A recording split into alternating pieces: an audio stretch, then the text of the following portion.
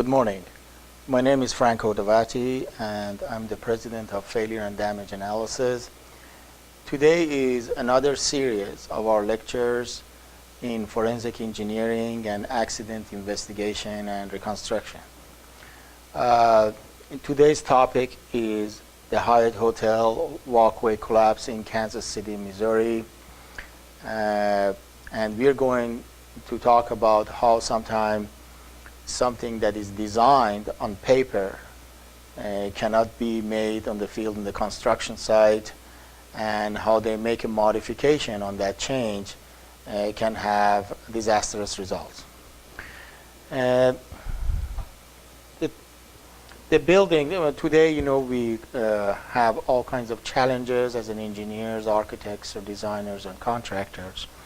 This particular case happened in Kansas City, Missouri, and the Hyatt Regency is known for its very nice, beautiful designs and innovative designs.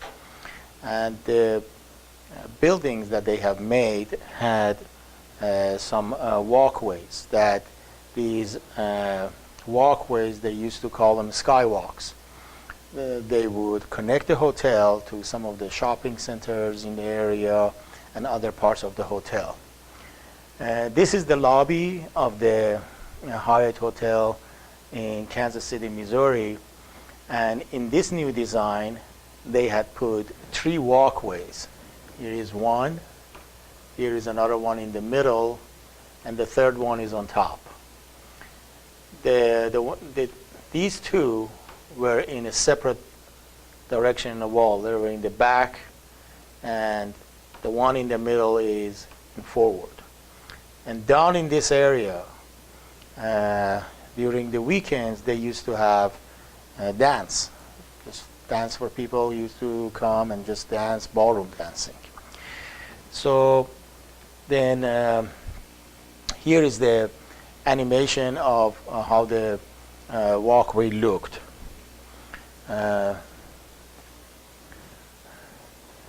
This is the main lobby of the hotel.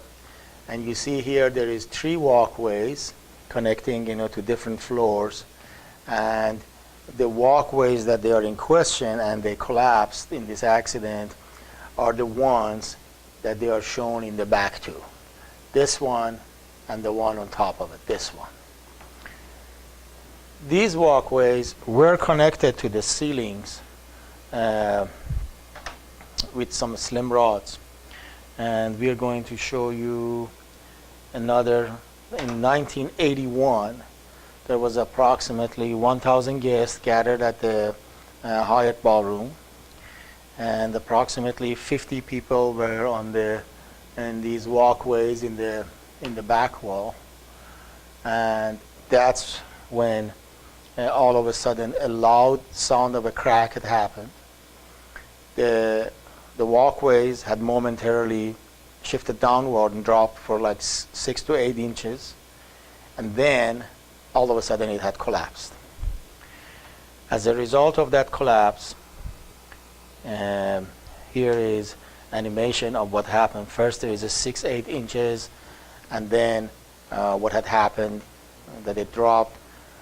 Approximately 114 people died, and some of the people on the walkways and some of the people who were standing underneath got crushed. And this was a devastating accident. Here is some of the pictures that were taken by the press at the time of the accident, just to show you the extent of damage and the actual footage of the accident. At that time, the newspaper Kansas Star, and they sent some reporters to the site of the accident. Of course, everything was not allowed to people to come in to disturb the evidence. They also sent a structural engineer among the reporters to pose as a reporter, that he had gone in, try to see if he could see what was the cause of the accident, that these walkways had collapsed. Here is some of the scenery from the ambulance coming and treating the people who were hurt in the accident, and some people who passed away.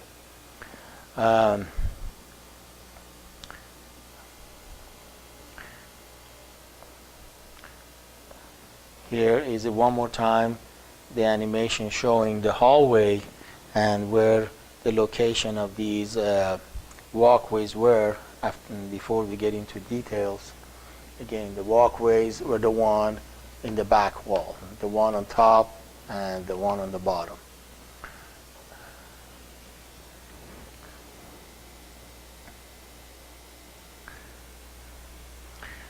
These walkways were approximately 120 feet was the span of each one, and they were hung from the ceiling with these slim rods as you see in the picture. These rods were designed when after the accident they saw what is hanging from the ceiling were just these rods, and at the end of these rods what they noticed was obviously whatever was connected to this had fallen, had stripped and fallen. So there is the location of your failure. We just have to see what was connected to the end of this that had failed. Here is the top portion of it. Looks like the sleeve had completely come out, and this is the end of it. The engineer, the structural engineer who had gone to the scene among the photographers and reporters, asked the photographer if he would take some close-up pictures of this section that he noticed in the damaged area, that this showed to him that something had pulled, and this is the end result of the rods that they were hanging from the ceiling. So right that night, before anything that could be subpoenaed by the attorneys, he went to the city hall and looked at the design of the building to see how that connection was designed to the ceiling. And what he saw was what they had designed on paper was different on what was built and constructed. What they had designed on the paper was one rod going through two floors. One was on top, and the same rod would connect to the floor at the bottom, which on paper it may look okay, but in reality you cannot have one rod going and get screwed in two different locations to two floors. It's just impossible to build it. It may look okay in the paper, but in reality when you want to build it, you cannot do that. So what they had done during the construction, they had modified it. They had modified it to a point that one rod would come to the top floor, and then the second rod next to it would go all the way and carry the load of the floor beneath it. But this is a design flaw right from the beginning, because this rod is actually carrying the load of not just this floor, but also the floor underneath. Somehow in their calculation it was, if that one rod is going down, it will be supporting only this floor on this rod over here, and on the bottom there would be another part.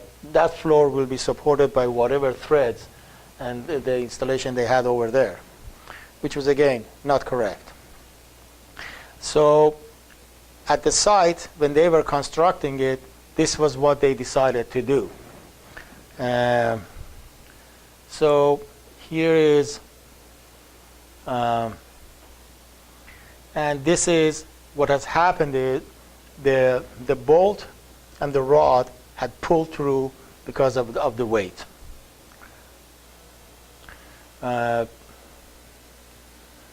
So here is again the supporting rods, and this is, so this is what has happened.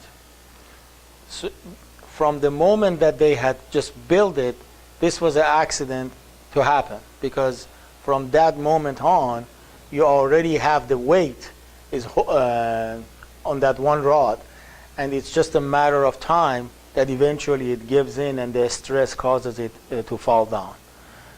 This would be a lot like if you're hanging by a rope and you hold on and eventually your hands will get tired and you let go just by the weight, just by the weight.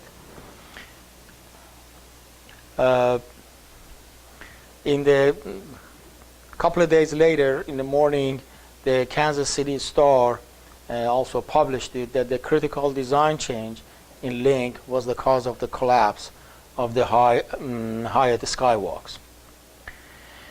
When they were looking in the accidents scenes, they also noticed another thing, that these sort of box channel that you see over here is actually two panels, and it had been welded in the middle in order to put them together. And they had put the connection at the weakest point on the welded area, which would also contribute to eventually failing. So here is another view of it.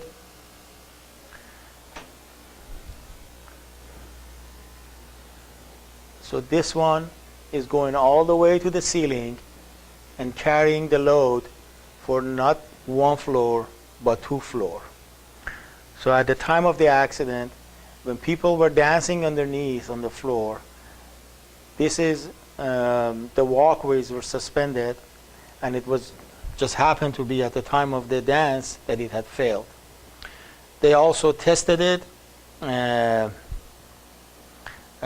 the lab to see if once it's exposed to the force, to check for the failure mode that they had predicted that had caused the accident, which came true.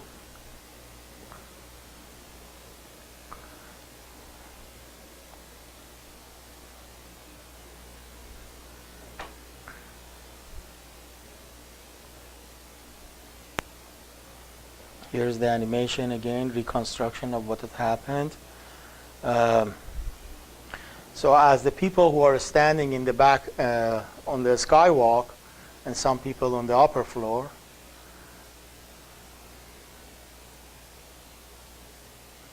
at first they would experience a slight 6 to 8 inches drop, and then after that it would have collapsed. If not in this video, perhaps in the next one.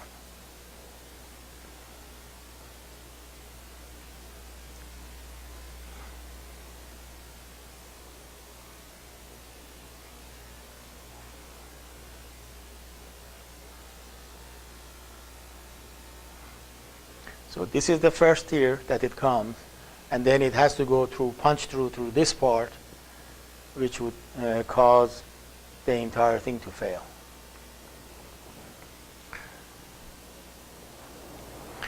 And looking at it from the floor, it would have been something like this.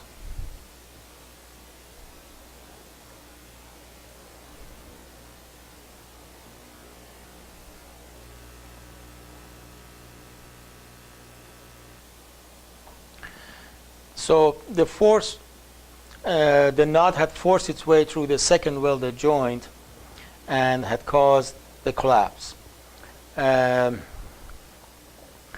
The official report by National Bureau of Standards confirmed that the structural engineer's finding that he had found at the scene. The change to the walkway had not been rechecked by the building's engineer despite numerous requests that it had been made. And hopefully that was satisfactory for today's presentation.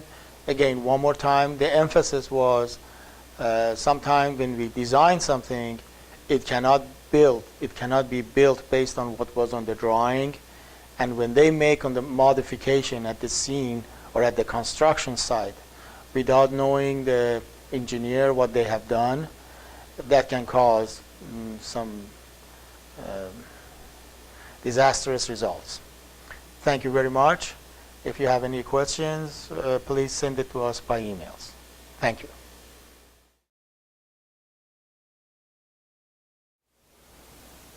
Good morning. I'm Franco Davati, the president of Failure and Damage Analysis here in Houston, Texas.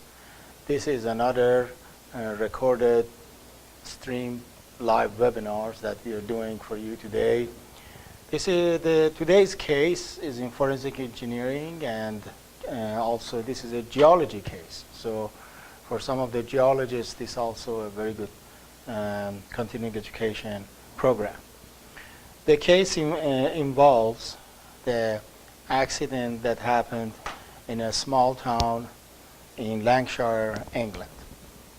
Lancashire, England is a small town, and it has its own need for some basics, civil engineering, also for the power grids, water stations, sewage, and road facilities. The accident in question happened on May 23rd, 1984, when a group of town people decided to visit the new waterworks facility that they had built in the city.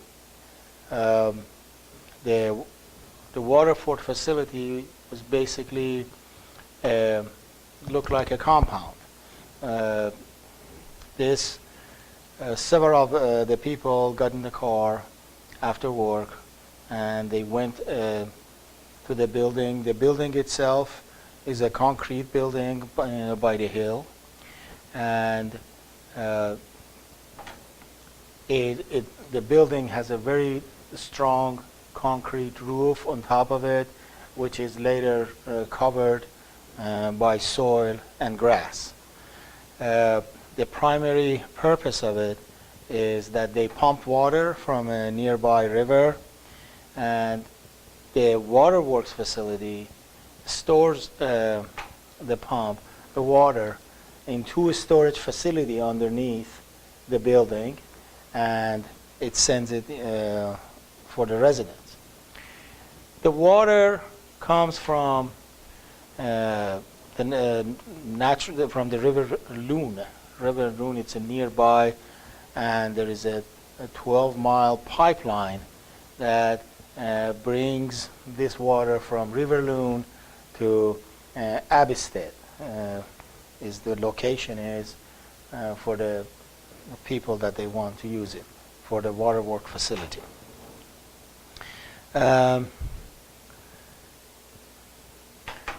This 12-mile station, here in the next video we show, this is how it looks. On top, here is the building. The water comes through the main pipes, and it gets in two storage rooms.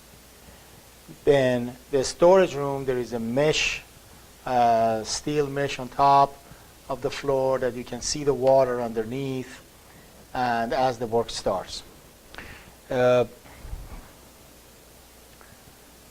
Here, the water tanks are covered by the steel mesh. So on the day of accident, here, you have let me go back to this scene. They want to start the water coming in. Several people, 16 people, I believe, they had come in, 20 people. They all had come in with their own car to see how it works, and they were excited about the new facility. So when they get there, they start the pump, and nothing happens. First, they give it the doubt that, okay, the pumps are empty, and the river is 12 miles away, so it's going to take a while for the water to come and fill the reservoirs here in the Waterworks facility. They wait, and after 20 minutes, there is no water. So they're embarrassed by the situation, and they start, the second pump, from the other side. They give them a call. So they start the second pump, and the water is still not there. And finally, when the water comes in, what they are not realizing, there is something menace also is coming along with that water. After the water starts coming all of a sudden, they can see underneath. What they did not know that there was a invisible gas that was coming through, and right upon that gas that comes through with the water, there is an explosion, big blue explosion inside the Waterworks. Now this could have happened as a result of either somebody putting out a cigarette butt, or even static electricity if somebody's walking on that wire mesh that they had on top of the tanks. Anyway, that ignites the gas and the explosion, and the result was catastrophic. All the concrete beam that they had on top of the facility, they get blown out. That was the extent of damage. One thing for sure is if you have created a bomb, the thicker, which is the wall of the container, the stronger is going to be the result of the accident if it wants to explode. But if it's something thin, then it does not cause as much damage. Anyway, in this case, it was pretty catastrophic, and it was so powerful that blew off all the concrete floor beams that they were used to roof the facility. And some of the victims that they were burned, it took them almost a year to recover. Some of them, apparently it was so bad that their skin was hanging from their back. It was just flesh was exposed. About 16 people died as a result of this accident. And some people survived, and the town wanted to know what caused it. Especially this is a small town with limited amount of resources, and they had put together this Waterworks facility, which for that part of country in the time, it was considered a state of art. That's whatever it's doing. And they were baffled of what has happened. And here is some of the scenes of the Abbotsford Waterworks after the accident, and that you can see the amount of destruction, and also shows you the power of the explosion, and that had happened in this Waterworks facility. Here I'm showing a couple of more pictures of the accident site, where the mayor of the town and some of the officials came and visited the site and tried to estimate what caused it. 16 people, as I mentioned, they passed as a result, and they hired a geologist to do an investigation to see what has happened. They found a high level of methane charcoal, just coal in the area. And some of the signs of it for the coal, when you pick it up from the ground, it's you play with the dirt and push it in your hand, it does leave a dark, it's not just dirt, it just leaves a mark that it shows it's coal. As a petroleum-based product. So as they found out that there was a old coal mine in the area, that it was abandoned, some time ago, and somehow the methane gas had seeped through the soil.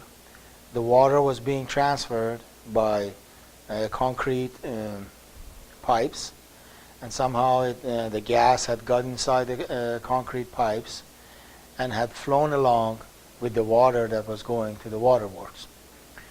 There was a gentleman that he had smelled gasoline or methane, from this water. He had seen bubbles coming out from the water in that facility.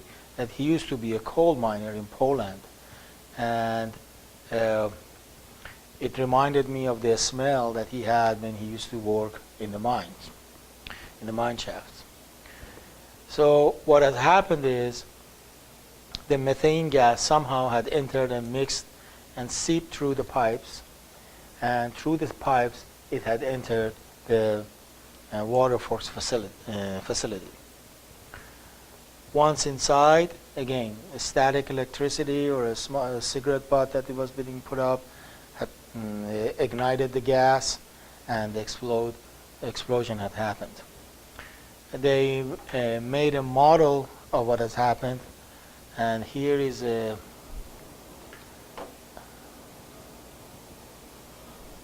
video model of what has happened of when the reservoir gets filled, and also some methane gas is introduced to the system, and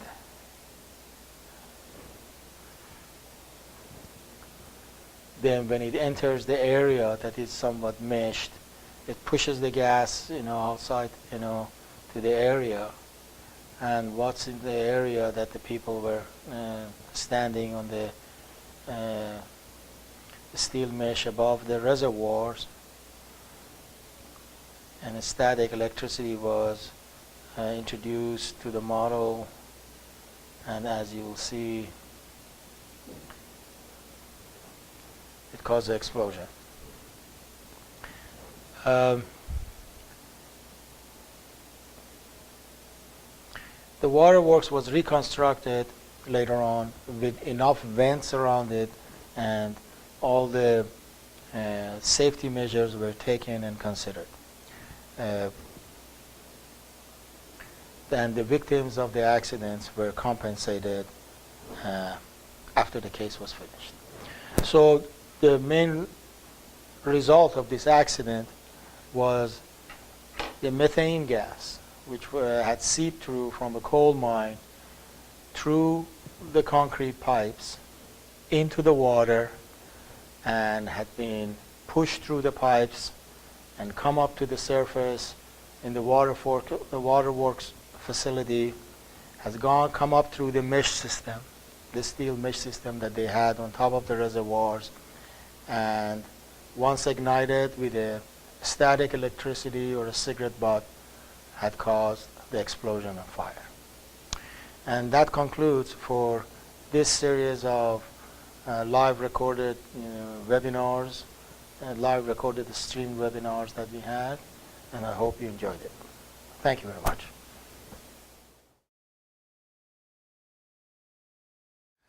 Yes, one of the challenges of today's building is not just to be safe and strong, but also it can protect us from outside, especially when the place of work and the office becomes our second home after the home that we live in. In today's topic, we're talking about the Alfred Murrah Federal Building, and this building was built in 1977. It's a concrete building with reinforced concrete, and a typical federal government, and it housed several federal agencies and also a children's daycare center. On April 1995, in the early hours of the day, as the employees were coming to the building, a rented truck full of explosive was heading towards the building. The building itself, right before 9, people were just getting in and settling down, and approximately around 9 a.m. was when the explosion happened. The truck just came fast and approached the city, pulled right to the building, parked outside in front of the building. The driver walked out and just left the truck, and shortly after it, the explosion happened. This explosion in the memorial, as it mentions, 9 a.m. in April 1995. Now, after the explosion, suddenly there was a big 30-foot wide bomb crate was shown appeared in front of the building, and the entire front had came down. There were many casualties, and approximately, I believe, 168 people died as a result of the explosion, and 19 of them were children. Here are a few pictures of the bomb damage to the building from the different angles, and also the vicinity of it. The entire front has ripped through and pulled down because of the bomb that was exploded at the bottom. And that has been one of the main issues, that why did the entire floor had came down because of a bomb at the first level. That has baffled some of the engineers and architects. The damage was also extended to the parking lot and the explosion that had blown the cars and the windows and so on. On the same day, Mr. Timothy McVeigh was arrested for planting the bomb, and 2 years later he was sentenced to death by lethal injection. But still the mystery remained that how a crude fertilizer bomb could cause so much damage to a concrete building, and this has never happened before. So here is some more angles of different angles of the accident, and also the extent of damage to the building. Also here shows the frontal view as the entire floors have caved in and come down. So this is what has puzzled a lot of engineers, that why all these floors had caved in. The maximum, the amount of damage could have been in the first 1, 2, 3 floors, but not the entire building. So they start trying to reenact and reconstruct, the accident. What they have is a van that has approximately 5,000 pounds of explosive, fertilizer, ammonia, the fertilizer material that they use. But how far can it go? He has parked in front of the building. Here's the reenactment of it as they try to build the structure. On the day of the accident, the truck comes, approaches the building, and this is a building with the exterior mostly glass. The front of it has a very open area and is supported only by 4 columns, the front girder, the front beam of the first floor. He parks the vehicle right in front, especially when it's a lot of glasses to the walls. Once the explosion goes, it knocks off the columns in front of the building, and it brings down the entire floor in the front of the building. And they don't understand why the damage has been so extensive upwardly. Here is another view of it that maybe it shows it from a different angle. All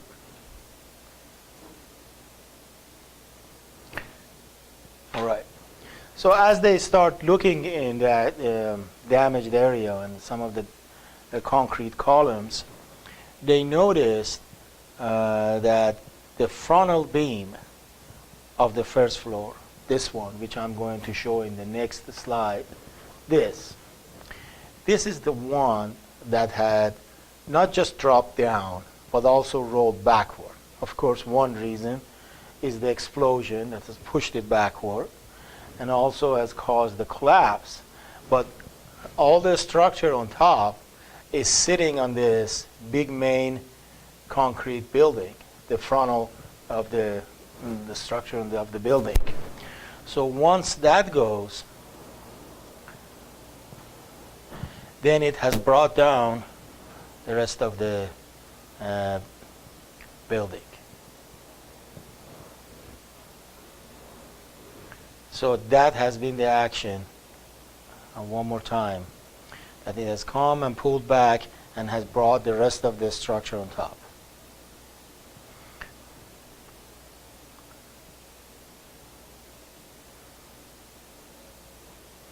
So now this, the Murrah building was made by reinforced concrete.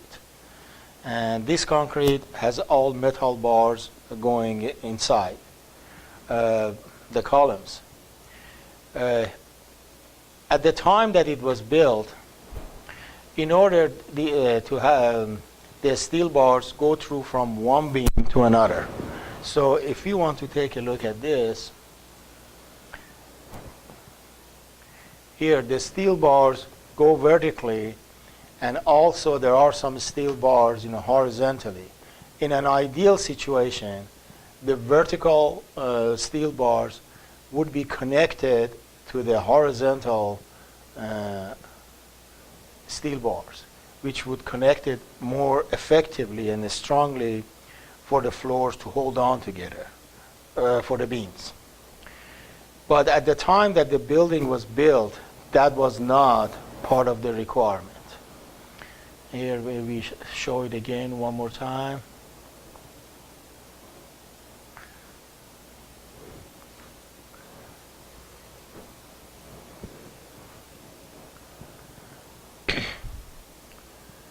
Now, in order to hold the building together, ideally you would have some other side beams to connect the vertical beams on the concrete column to the horizontal beams.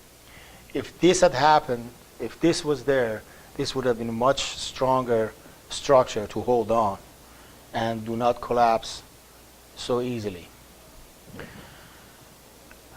Now, here is a animation of what has happened. As the air blast lifts the floor plan, it breaks the weak point, the weak connection, which is between the vertical columns and the horizontal columns. And then the rest of the floor start pancaking through the columns. Here's the animation of it. So first it lifts the explosion, the air blast lifts the floor, but once it comes down, it pancakes down to all the floors underneath it. And that has been the cause of such an extensive damage. Of course, at that time, that was not part of the code or anything that they connect. Here is one more time to see the explosion.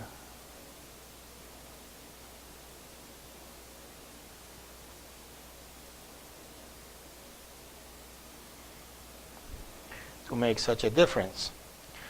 This would have been ideally, if this was designed this way, more lives would have been saved.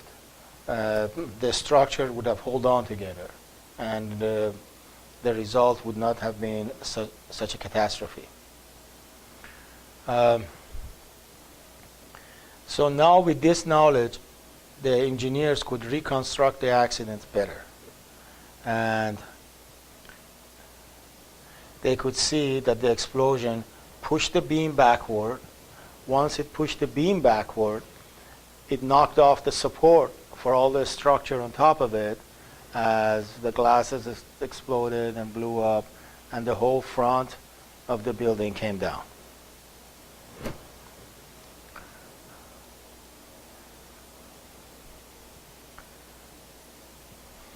Back then, when it was designed, they could not see it.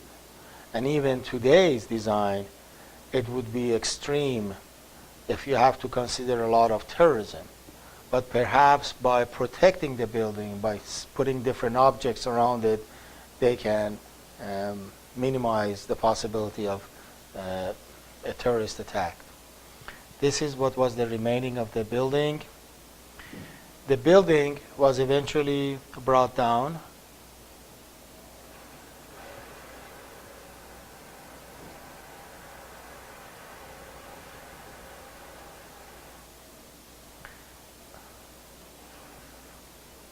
And after that, now the federal regulations have strengthened some of the protection that they put around the federal buildings and try to protect the employees from such attacks.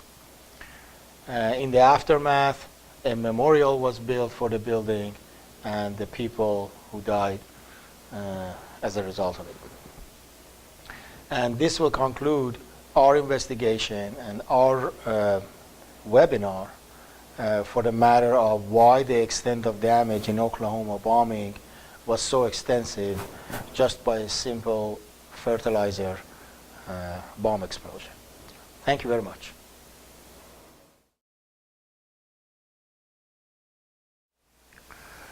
Good morning. I'm Franco Davadi, President of Failure and Damage Analysis, and today we are having another webinar seminar in forensic engineering and engineering accident investigation. Today's topic is the DC-10 engine failure at United Airlines, which had happened during the 1970s and also in the late 80s. And the particular airplane that we're talking about is the DC-10. Although DC-10 is a very good plane, but it has had a number of issues, which in the past it has given it a little tarnished its reputation. In 1972, door cargo was blown off, which caused the severe compression in the plane, and the pilot had to land the plane safely. Then there was another issue that during the 70s, also one of the engines fell off during the takeoff in the O'Hare Airport in Chicago, which created an imbalance in the plane, which crashed, and many people died. And then later on, there was with the Turkish airline, and that again a cargo door blew off, and it caused a severe decompression, and the plane lost its control, which all 346 passengers died as a result of the accident. So it has had a number of issues with the DC-10, and until this last one in July 1989. This one was in the Stapleton Airport in Denver, Colorado. The flight seemed like a normal flight as the people got on board. The captain of the plane was a veteran with many over 7,000 hours of experience on the DC-10. It did had a minor electrical issue, which was from the previous flight, that was cleared. So when they start flying, shortly after it, the captain noticed a big boom in the cockpit, in the plane. And it sort of startled them. They didn't know what was going on. So when the captain started examining the dashboard, he realized the engine number 2, if this is engine number 1, 2, and 3, the engine number 2 on the tail, there was a problem with it. There was an explosion. So what he did, he immediately shut off the fuel to that engine and shut it down. DC-10 is one of the planes that it can continue the flight despite that engine and finish the flight with the other 2 remaining engines. However, at that point, the co-pilot told him that all the indicators showed that the hydraulic system was empty. And that was very unusual. They have never had a situation that all the hydraulic lines are empty. What the hydraulic lines do, they control the elevation and they control the flaps, they control the rudder and the elevator in the back, the elevator and the rudder, and also the ailerons on the main wing. So all of a sudden they have a plane that is flying around 500 miles per hour with absolutely no steering. And it's the scariest thing because none of them has ever experienced anything like that. They try the best they can, but slowly and gradually they do everything if they can get the hydraulic system going, but it's empty. And the plane starts rolling to the right side, which if it ever completely rolls and falls down, then there is absolutely nothing they can do, and everybody dies. So they are desperate. They cannot steer the plane, and it's just the plane also dropping at a very, very fast speed. One thing, and the captain knows that he tries to adjust the speed on the engines. So if this plane is going down, he realizes if he can get the speed on the right engine to rev it faster, go faster than the right engine, then it can elevate, at least level the plane. And so he does that with the control.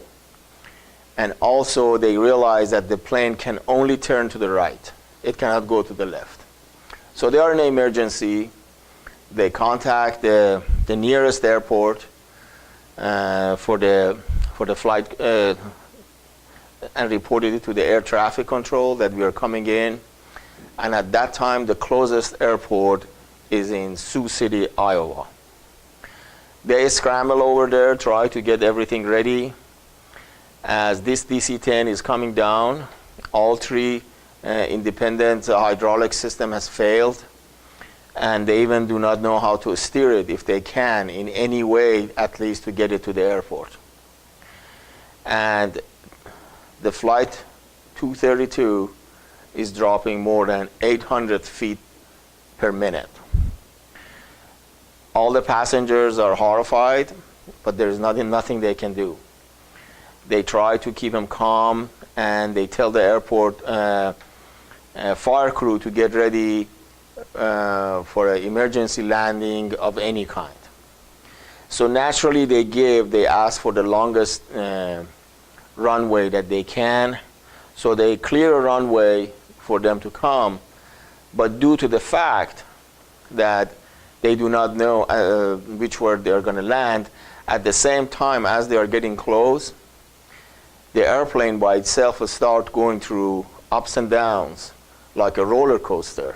It doesn't have any steering, and there's nothing they can do about it as they are approaching to the landing field, to the airport. So luckily at this time, one of the members of the crew, one of the passengers, happened to be a DC-10 instructor, that he would be teaching the flight procedure to all the new pilots. And he was just by luck on board. So he comes to the cockpit as the fourth person in order to help him out. And he takes over the control system, so at least he can adjust the speed on the right and the left engine, while the other two were also trying very hard in order to get the plane level as they are approaching the runway. At this time, the only way that they can steer is with the help of one engine going faster than the other one, and also reducing the amount of speed so it start dropping down the plane and getting close to the runway. The speed that they are approaching the runway is approximately 100 miles per hour, more than the normal speed that the plane is coming to land. But there is nothing that they can do about it, and they only have one shot. They only have one shot in order to approach it. So as they are getting close, they see the runway, but this is the longest runway that the airport had. However, due to the lack of steering and control they had, this is the only runway that they can get themselves close to it, and which is pretty short runway. But this is the only thing that was, in front of them. So they decided wherever we go, we're just going to land on this. As they are getting close to the runway, the plane starts banking to the right again. They rev the engine as much as they can, but due to lack of altitude and the lack of time, they cannot balance it again as before. So it starts approaching the runway crooked, bank to the right. The captain asked the passenger for the brakes positions. Everybody gets ready for it. As they are approaching the runway at a speed of 100 miles per hour, faster than normal they would do. And they approach the runway, and here's the sequence of what happens.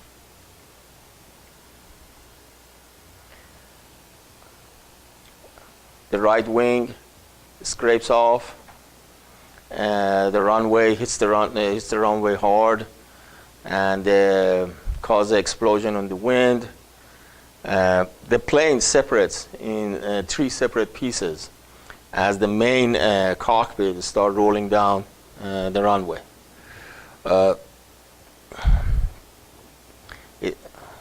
Here is another video of it. In this one, it shows the animation of where the tail section breaks, and then one of the engine comes off, and the rest of the fuselage actually literally flips over and lands. And there was some of the footage from the accident. From 234 people, 184 people survived, and the rest, they passed. They were killed in this accident. Right after it, the NTSB dispatches an investigation team to figure out what caused it, because more than 400 DC-10s are still flying in the air, and they do not know. They have to find out very quick what caused that accident, so similar situation does not happen again.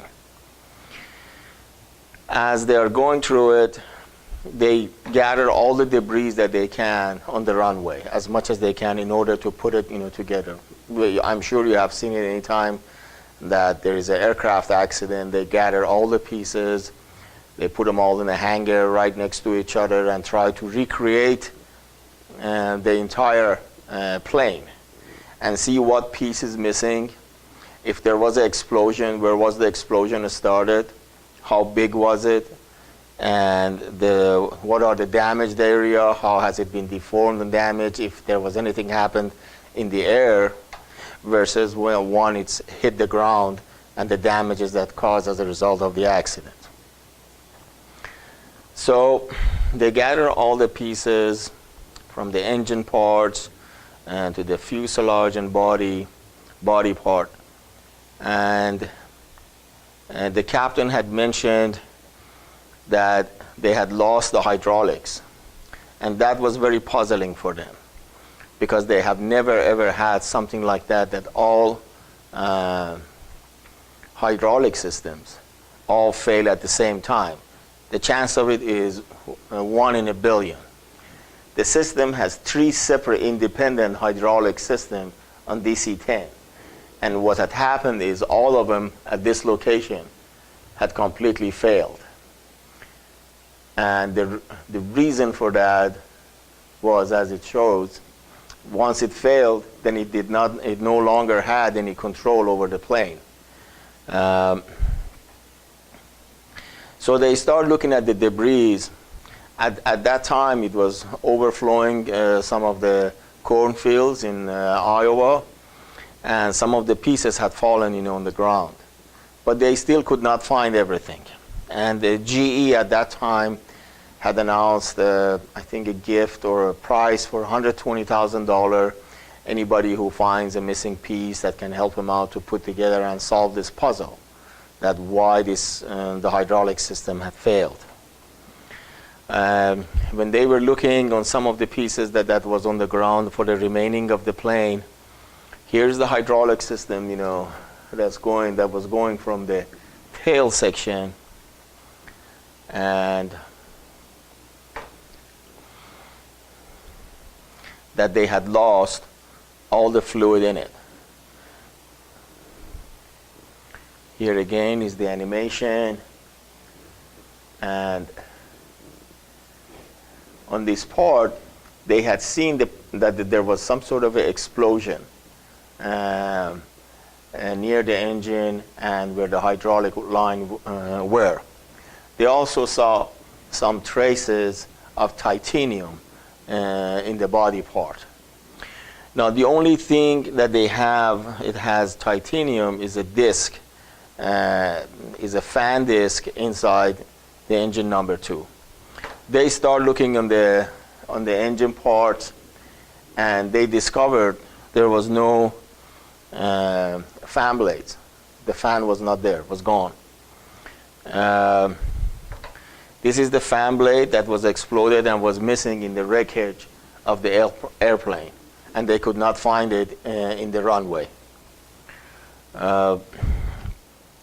Here's another picture of it, and it is made. There is titanium pieces in it for strength.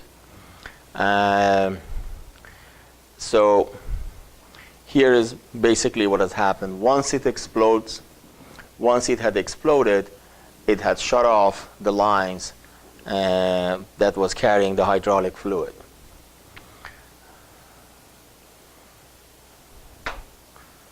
So here's the engine number 2, and once they had the explosion of the fan blade, what had done is it had shut off all the hydraulic lines.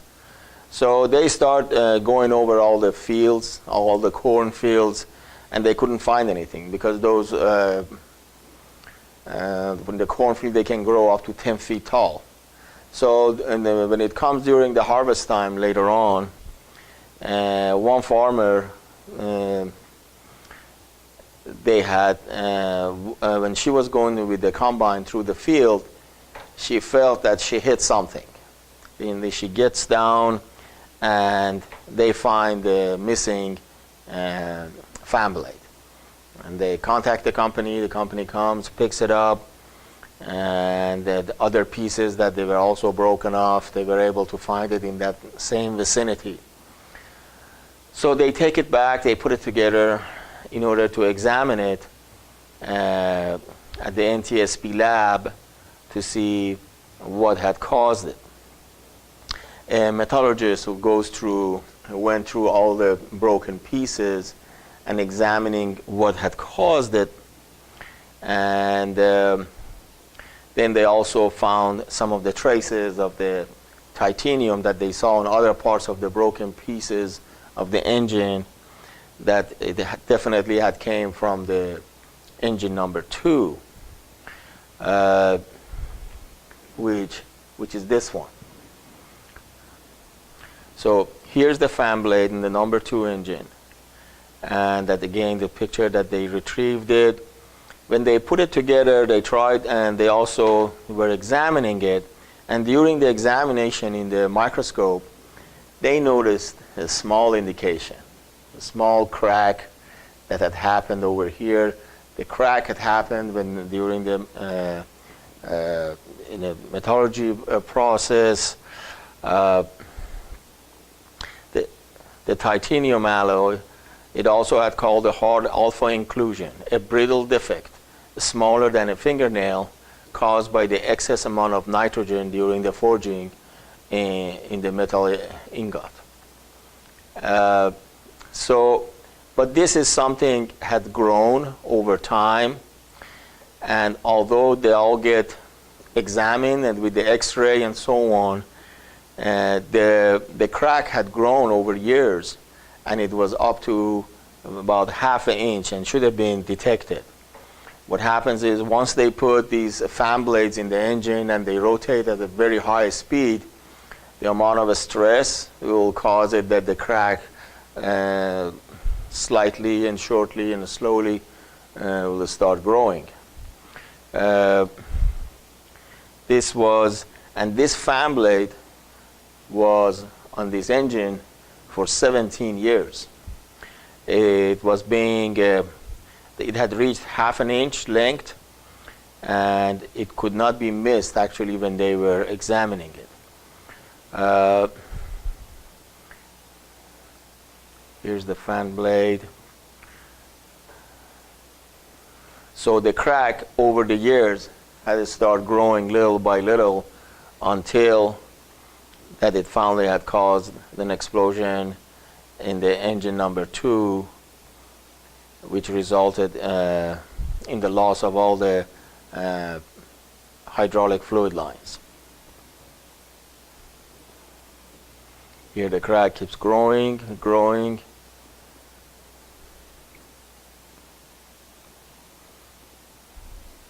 Which finally causes a explosion and a failure at the engine part.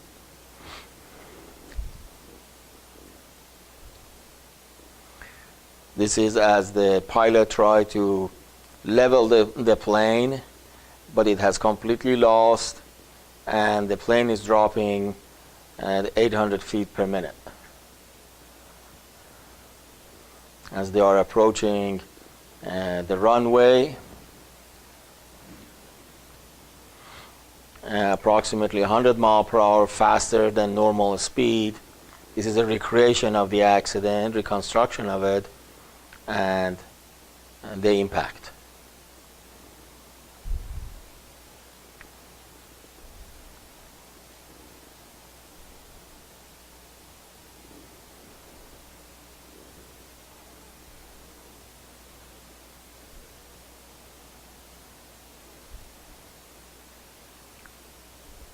And this is the aftermath of the accident when they were gathering the samples.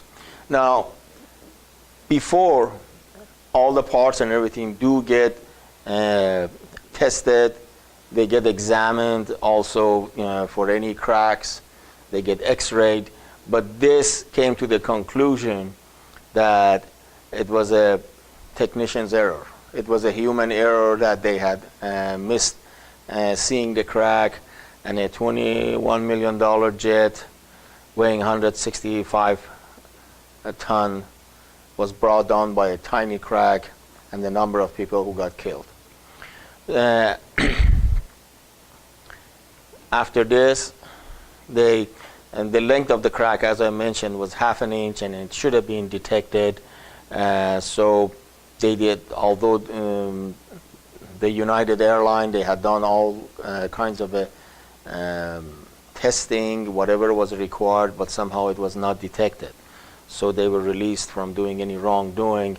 But they also, NTSB required that there should be a shut-off valve on DC-10 to limit the amount of the fluid that can be drained from the hydraulic system. And then that was it. So the cause of the accident was basically because of a tiny crack that had happened, during the when it was the blade was being manufactured, and but it had grown over time, and after 17 years, finally it caused a failure and the plane to come down. But it was not so much of the engine failure, that it had caused the complete hydraulic system to fail. And also the result of that, in order to fix it, was none of the hydraulic fluid can be drained completely automatically. There should be a shut-off valve. And that concludes our discussion of the crash of the DC-10 and the hydraulic fluid loss. Hello, and thank you for watching our webinars, our streamed webinar. Now you can go ahead and take the quiz, and after passing the quiz, you can print your certificate. I'd like to mention that our webinars are 100% money-back guarantee, that if the state board does not approve it for any reason, you will get 100% money-back guarantee.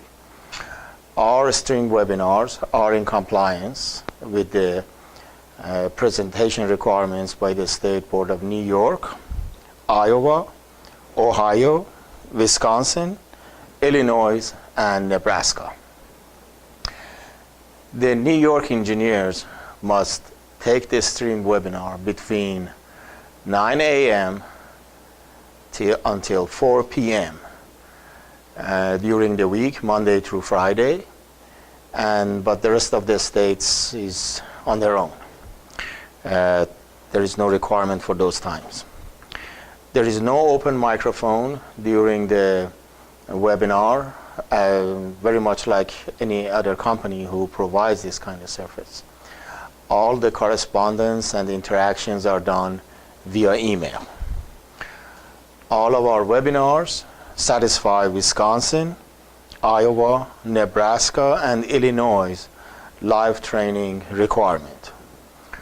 Ohio Board of Engineers require a short quiz after the webinar, and all of our streamed webinars have a short quiz after them, which is perfect for the engineers in Ohio, and it also verifies the attendance of the engineers during the webinar.